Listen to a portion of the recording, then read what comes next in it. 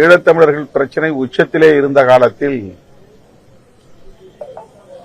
அவர் வாய் திறந்து எதுவும் பேசியதாக தெரியவில்லை.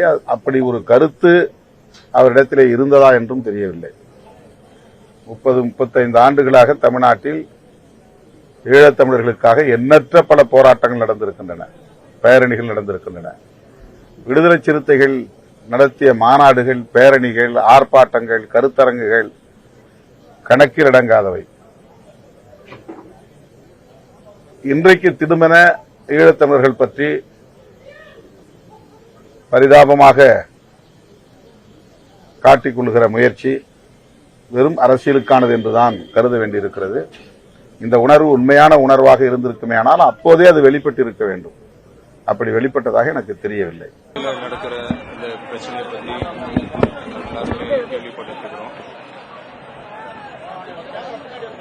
இப்போ வர செய்திகள் பார்க்குற போக்குவரத்துலாம் பார்க்கும்போது மனசுக்கு ரொம்ப கஷ்டமா இருக்கு.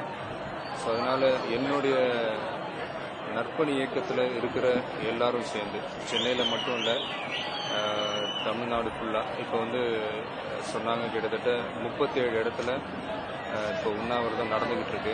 ஈழத்தமிழர்கள் இருக்க இடம் இல்லாம, உடுக்க உடை இல்லாம, உணவு இல்லாம கஷ்டப்பட்டுக்கிட்டு இருக்கிறாங்க. இந்த நேரத்துல அவங்களுக்காக நாங்க எல்லாரும் இன்னைக்கு ஒரு நாள் உணவு இல்லாம இருக்கக்கூடாதா? அதுக்காக தான் இந்த உண்ணாவிரத போராட்டம். அதாவது என்னை நேசிக்கிற என் ரசிகைகளுக்கு ஒரு சின்ன வேண்டுகோள்.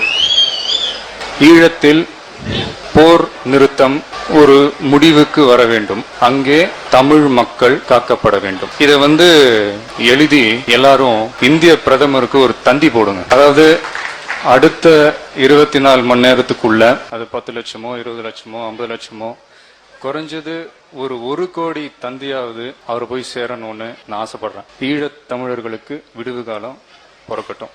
இது என்னுடைய ரசிகர்கள் மட்டும் இல்லை, தமிழ் இன உணர்வுள்ள அத்தனை பேரையும் நான் கேட்டுக்கிறேன். தேங்க்ஸ்.